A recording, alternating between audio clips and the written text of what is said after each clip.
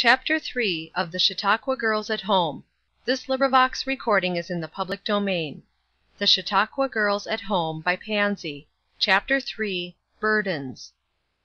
Under the influence of the sermon, and the prayers, and the glorious music, life grew to be rose color to Marion before she reached home that Sabbath evening. She came home with springing step, and with her heart full of plans and possibilities for the future. Not even the dismalness of her unattractive room and desolate surroundings had power to drive the song from her heart. She went about humming the grand tune with which the evening service had closed: "In the cross of Christ I glory, towering o'er the wrecks of time." As she sang, her whole soul thrilled with the joy of glorying in such a theme, and her last thought, as she closed her eyes for the night, was about a plan of work that she meant to carry out. What could have happened in the night to so change the face of the world for her? It looked so utterly different in the morning. School was to open, and she shrank from it, dreaded it. The work looked all drudgery, and the plans she had formed the night before seemed impossibilities. The face of nature had changed wonderfully. In place of radiant sunshine there was falling a steady, dismal rain. The clouds bent low and looked like lead. The wind was moaning in a dismal way that felt like a wail, and nothing but umbrellas and waterproofs and rubber overcoats and dreariness were abroad. The pretty, summery school dress that Marion had laid out to wear was hung sadly back in her wardrobe, and the inevitable black alpaca came to the surface. It seemed to her the symbol of her old life of dreariness, which she imagined had gone from her. It was not that she felt utterly dismal and desolate, it was not that she had forgotten her late experiences, it was not that she did not know that she had the Friend who is the same yesterday, today, and forever. It was simply that she could not feel it, and joy in it as she had done only yesterday, and her religious life was too recent not to be swayed by feeling and impulse. The fact that there was a clear sun shining above the clouds, and a strong and firm mountain up in the sunshine, on which it was her privilege to stand, despite what was going on below, she did not understand. She did not know what effect the weather and the sense of fatigue were having on her, and she felt not only mortified, but alarmed, that her joy had so soon gone out in cloud and gloom. If she could only just run around the corner to see Eurie a minute, or up the hill to Flossy's home, how much it would help her; and the thought that she was actually looking to Flossy Shipley and Eurie Mitchell for help of any sort brought the first smile that she had indulged in that morning. She was certainly changed when she could look to them for comfort and sympathy.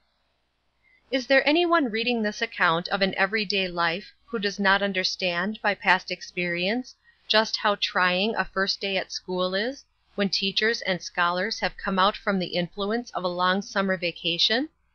Next week, or even to-morrow, they will have battled with, and, in a measure, choked the spirit of disgust, or homesickness, or weariness, with which they come back from play to work. But to-day nothing seems quite so hard in all the world as to turn from the 100 things that have interested and delighted them, and settle down to grammar, and philosophy, and algebra. Teachers and scholars alike are apt to feel the depression of such circumstances, and when you add to the other discomforts that of a steady pouring rain, with a sound of fall in every whiff of the wind, you will understand that Marion was to have comparatively little help from outside influences. She felt the gloom in her heart deepen as the day went on.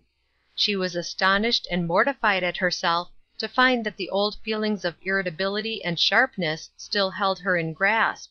She was not free from them, at least. Her tongue was as strongly tempted to be sarcastic, and her tone to be stern, as ever they had been. None of the scholars helped her. Those of them who were neither gloomy, nor listless, nor inclined to be cross, were simply silly. They laughed on every possible occasion, with or without an excuse. They devised ways and means to draw off the attention of these who made faint efforts to be studious, and, in short, were decidedly the most provoking of all the elements of the day. Marion found herself more than once curling her lip in the old sarcastic way at the inconsistencies and improprieties of those among her pupils who bore the name of Christian. During the long recess she tried to go away by herself, in the hope that her heart might quiet down, and rest itself on some of the new and solid ground on which she had so lately learned to tread. But they followed her, several of the teachers, in a gaiety of mood that was half affected to hide the homesickness of their hearts, and therefore infected no one else with a cheerful spirit. They were armed with a package of examination papers, given in by those scholars who aspired to a higher grade. They loudly called on Marion for assistance.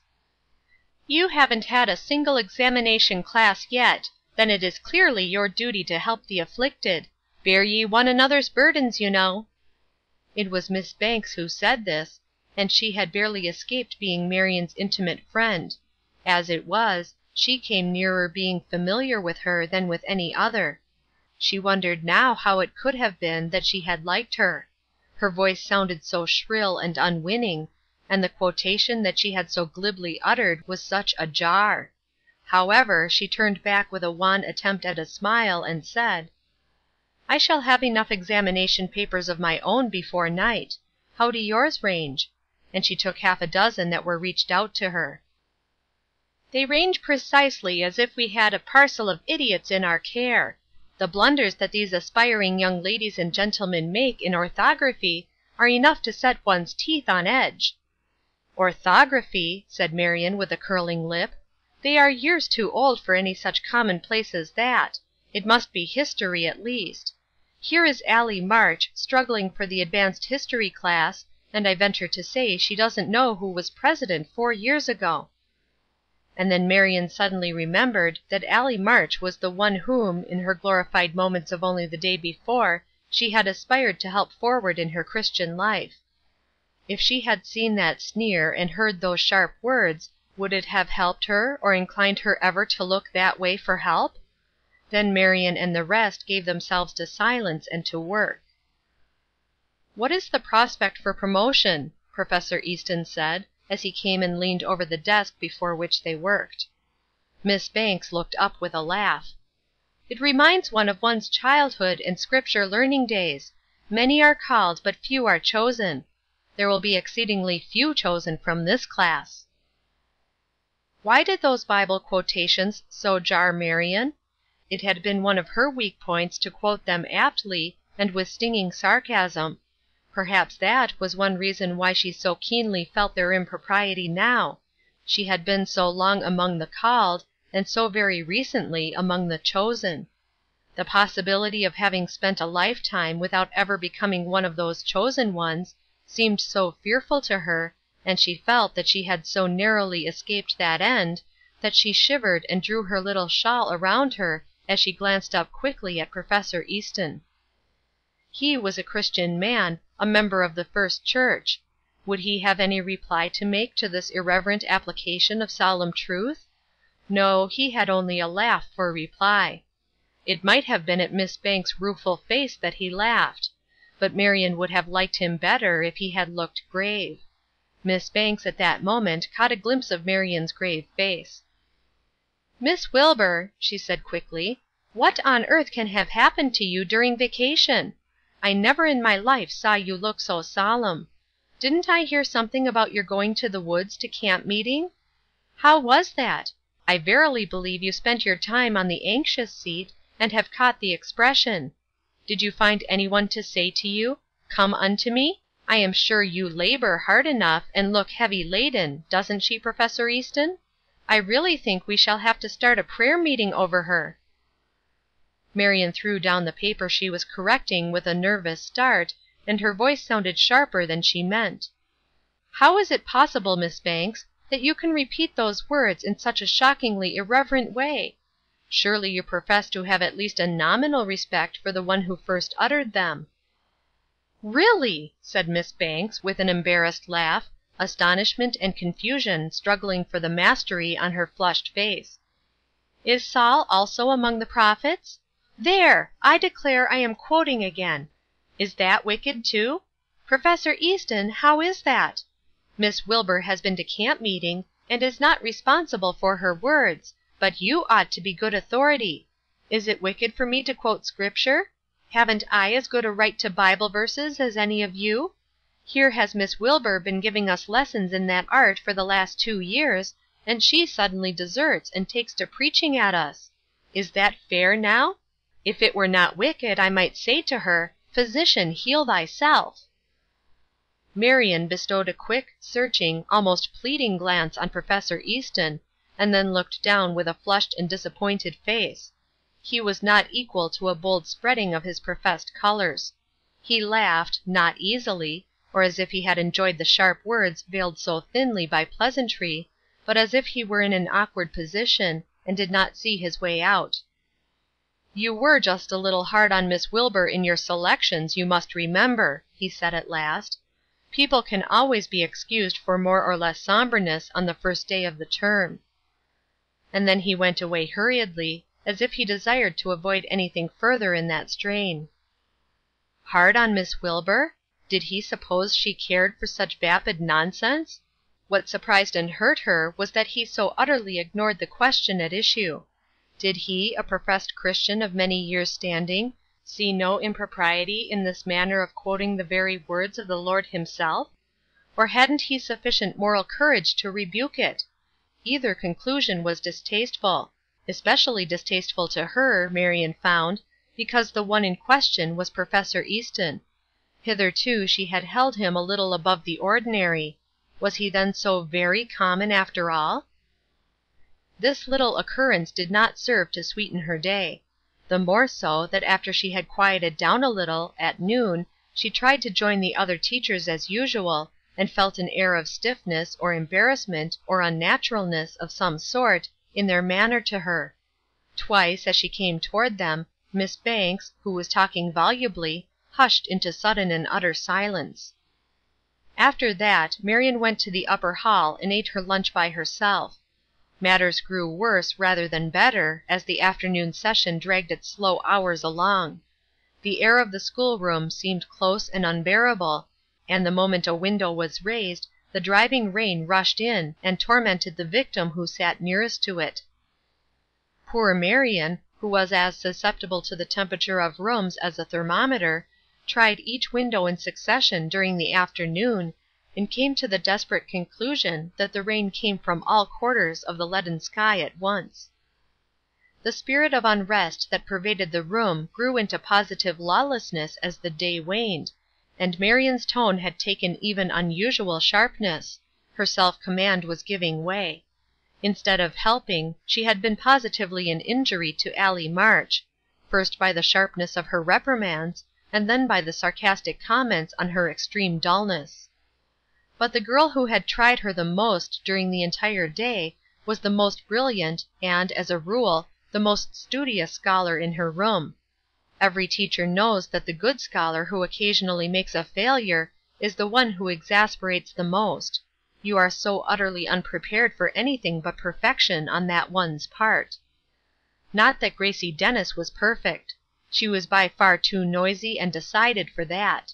But she was, as a rule, ladylike in her manners and words, showing her careful teaching and her own sense of self-respect. There had been little sympathy, however, between Marion and herself. She was too much like Marion in a haughty independence of manner to ever become that lady's favorite. Why, as to that, I am not sure that she had a favorite. There were many who liked her, and all respected her, but no one thought of expressing outright affection for Miss Wilbur. As for Gracie Dennis, she had come nearer to outwitting her teacher than had any other young lady in the room, and she stood less in awe of her. On this particular day the spirit of disquiet seemed to have gotten entire possession of the girl. She had not given 15 minutes to downright work, but had dawdled and lounged in a most exasperating manner, and at times exhibited a dullness that was very hard to bear patiently, because Marion felt so certain that it was either feigned or the result of willful inattention. Several times had Marion to speak decidedly to the young ladies in her seat, once or twice directly to Grace herself, and at last, losing all patience with her, she took decided measures.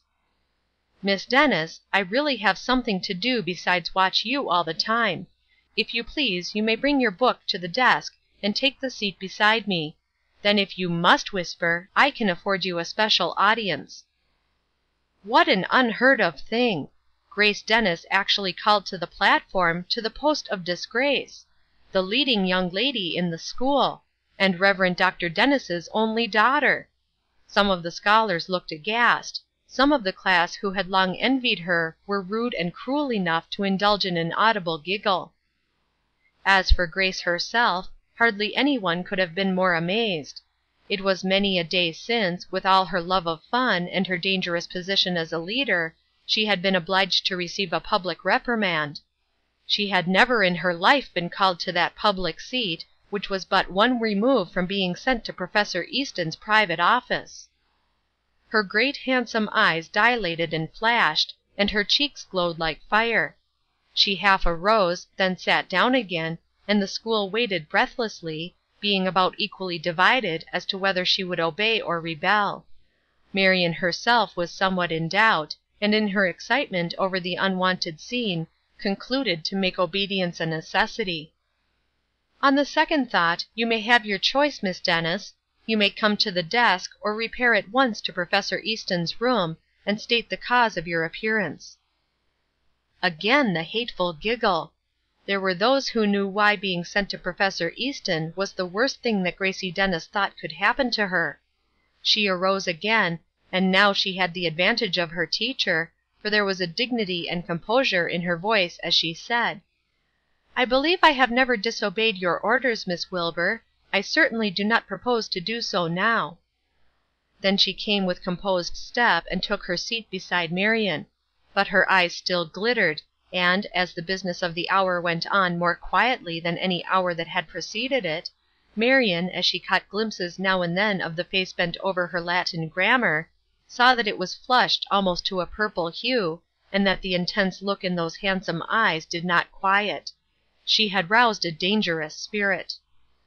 To add to the embarrassment and the keenness of her rebuke, the door leading from the recitation room behind the platform suddenly opened, and Professor Easton himself came around to speak to Marion. He paused in astonishment as he caught sight of the culprit beside her, and for an instant was visibly embarrassed. Then he rallied, and, bowing slightly and very gravely, passed her by, and addressed Marion in a low voice. As for Gracie, she did not once lift her eyes after the first swift glance had assured her who the caller was. "I have made an enemy," thought Marion to herself, as, her own excitement beginning to subside, she had time to reflect on whether she had done wisely. "She will never forgive me this public insult, as she will choose to call it. I see it in her handsome, dangerous eyes. And yet, I can hardly see how I could have done otherwise. If almost any of the others had given me half the provocation that she has to-day, I should have sent them to Professor Easton without question. Why should I hesitate in her favor? Oh me, what a miserable day it has been! And I meant it to be such a good one! I wonder if my Christian life must be marked by such weary and ignominious failures as this. Gracie Dennis is one of the Christian young ladies. A lovely Christian she has shown, and, if I am not mistaken, will continue to show to me. I wonder if it amounts to nothing but a name, after all, with the most of them?"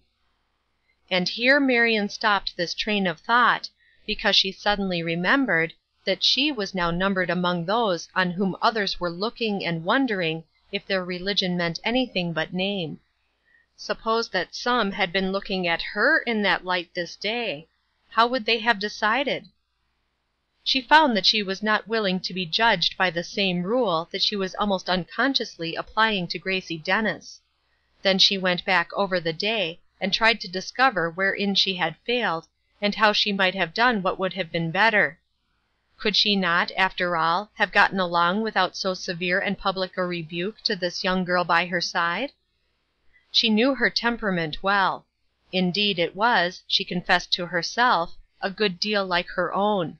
What would be a trifle to half the girls in the school, what would be forgotten by the best of them in a day or two, would burn in this girl's memory, and affect her after life and manner almost in spite of herself; the more so because of that unfortunate call from Professor Easton. Marion knew by the swift glance which he gave at this strange situation that it meant something to him. Then it was undoubtedly hard for Gracie. She began to feel sorry for her, to wish that she might in some way smooth over the chasm that she had builded between them. "She is very young," she said to herself, with a little sigh. "I ought not to have expected such wonderful things of her. I wish I had managed differently. It is too late now. I wonder how I shall get out of it all. Shall I just let her go home without saying anything?" All these troubled thoughts wandered through Marion's brain during the intervals of quiet, when nothing was heard save the scratch of pens, for the entire room was engaged in a dictation exercise which was to determine their standing in the writing class. At last there was quiet. The demon of inattention had seemingly been exorcised or subdued, for all were industriously at work, and Marion had a chance to rest from the alert watchfulness which had characterized the day.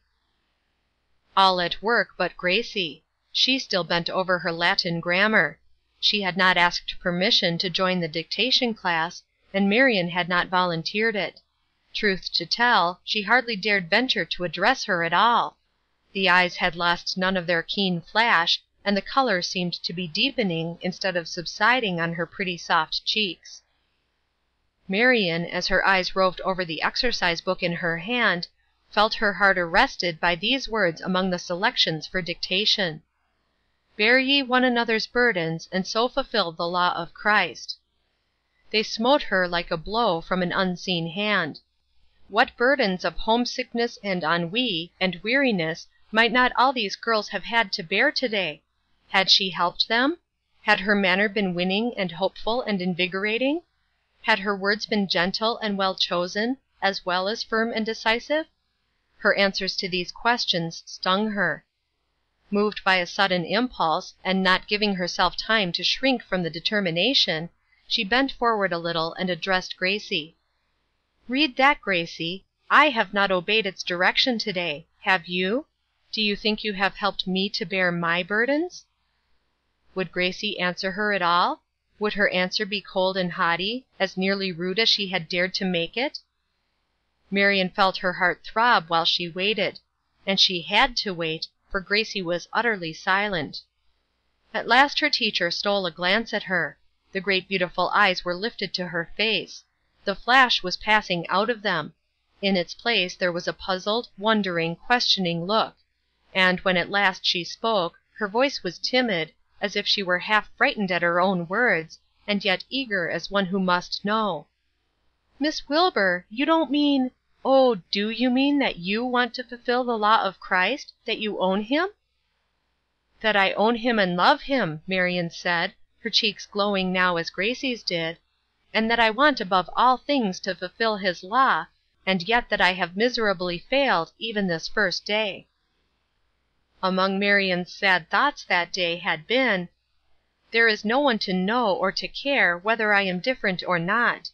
If I could only tell some one, some Christian who would be glad, but who is there to tell? Professor Easton is a Christian, but he doesn't care enough about the Lord Jesus to rebuke those who profane his name. He has let me do it in his presence, and smiled at my wit. And these girls," and here Marion's lip had curled, "they don't know what they mean by their professions." She was unprepared for what followed. Gracie Dennis, graceful, queenly in her dignity, and haughty even in her mirth, said suddenly, in a voice which quivered with gladness: "Oh, I am so glad, so glad! Oh, Miss Wilbur, I don't know how to be thankful enough." And then she raised her head suddenly, and her glowing lips just touched Marion's cheek. It was so unusual for Marion to be kissed.